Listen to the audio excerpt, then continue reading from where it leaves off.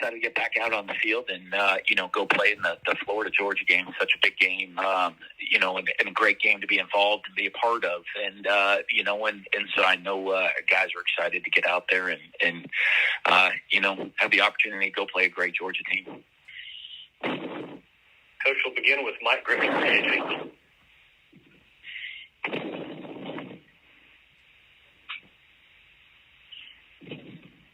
Different. Go ahead, this Mike. Year. Yep, I'm speaking. Okay. Does Georgia's defense look different in any way this year than it did last year to you? I think for them, looking at them, the physicality of them up front is, not that, and that's almost would be kind of an insult because I thought they were a very good, big physical team in a front last year. But I'll tell you I think how they play their physicality of their front seven this year is even better than it was last year.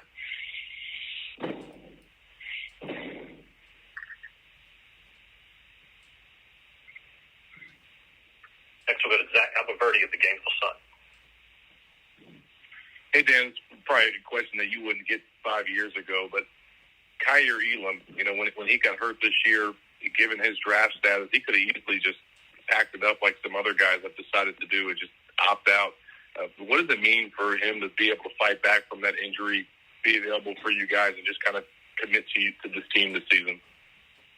Well, I think for any player, and Kyer especially, it just shows, one, you gotta love the game of football. You gotta love being on the team, and a guy like Kyer does that, and he wants to get better as a football player. And I think, I think it'd be scary for anybody to sit there and say, hey, I'm not going to play anymore. I don't want to work or get better. So I think a guy like, it just shows Kyer, his work ethic, his grind, how he focuses on his improvement every single day.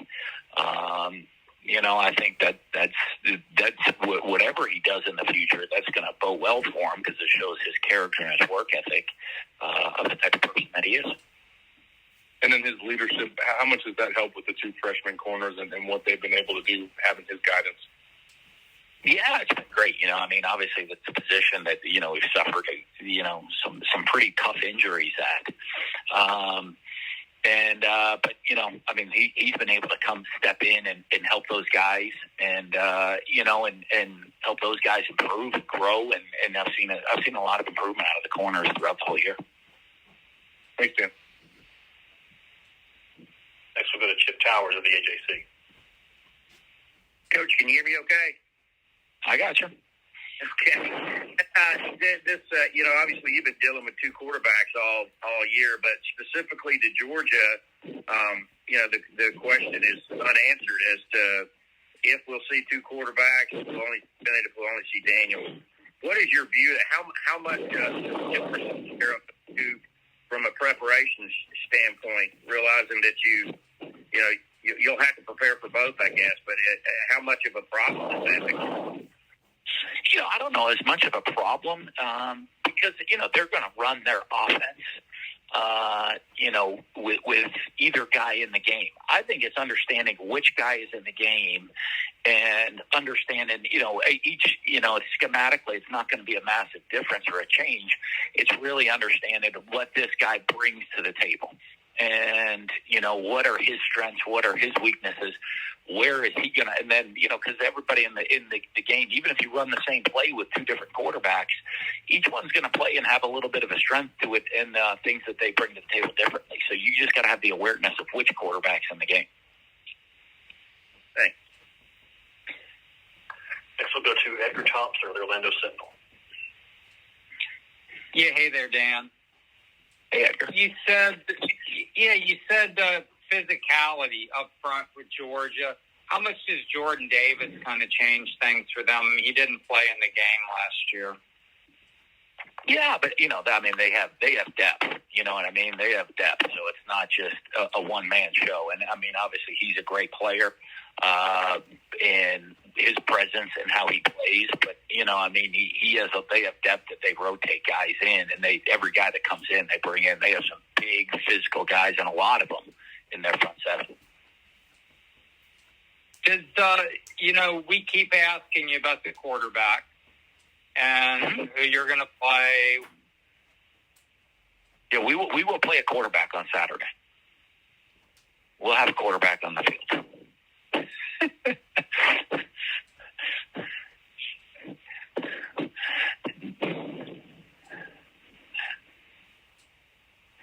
I guess I must answer your question.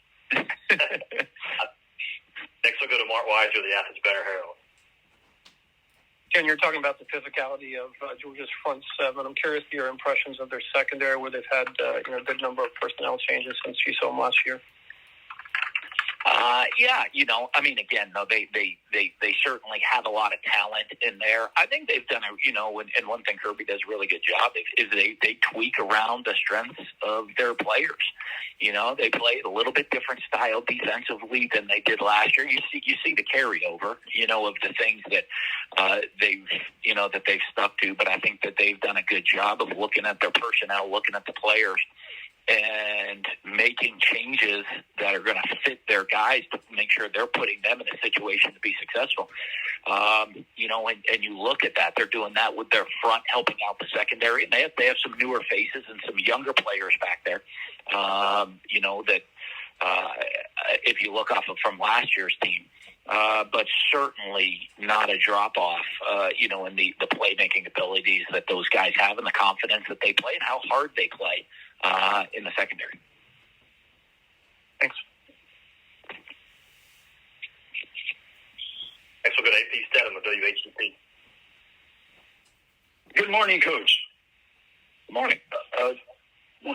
Coach, what have you seen from your wide receivers and tight ends this year? Sure. I think the thing that they do is the big plays.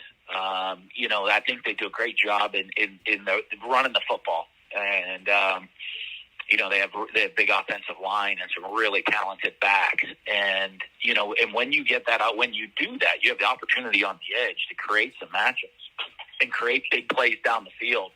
And I think their perimeter guys have been able to do that, whether it is winning deep balls down the field and winning those shots, or creating play actions where they're able to hit guys as runners and those guys the run after the catch.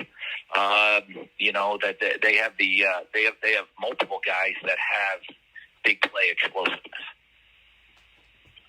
Thank you, Coach. Yeah. Coach, will wrap you up with Steve Moulton at WDZ. And Coach, just to clarify, no running back at the quarterback position. Is that correct? You never know. We're coming off a bye week right here, so I don't know, we can come out and wish them, and just play all of those guys. So you never know how that's going to play out. Fair enough. I did want to ask about Jeremiah Moon, and it feels like he's been there almost as long as you have down there in Gainesville, and really been here longer than me. I recruited them at Mississippi State pretty hard. So, but what have you seen growth-wise out of Jeremiah, Coach? Well, he's one thing, and it's hard to say that because he's a guy that's dealt with, had some injuries during the course of his career. And so it's hard to say, hey, here's a guy that just shows great maturity, great leadership, takes care of his business and his preparedness. But, he was doing that early on in his career, too. And he's just such a great young man. And I mean that way beyond football, in the type of person that he is as well. I think is huge. And but I think, with him and being an older guy, it's his flexibility and our ability to move around the field at different positions. In his with not just, his willingness to do this, but his ability to play multiple positions really helps out defensively within our scheme. Thank you, Coach. Look forward to seeing that tailback at the quarterback position. Best of luck this week. Thanks. Coach, thank you. Thanks. Have a great day. Go Gators.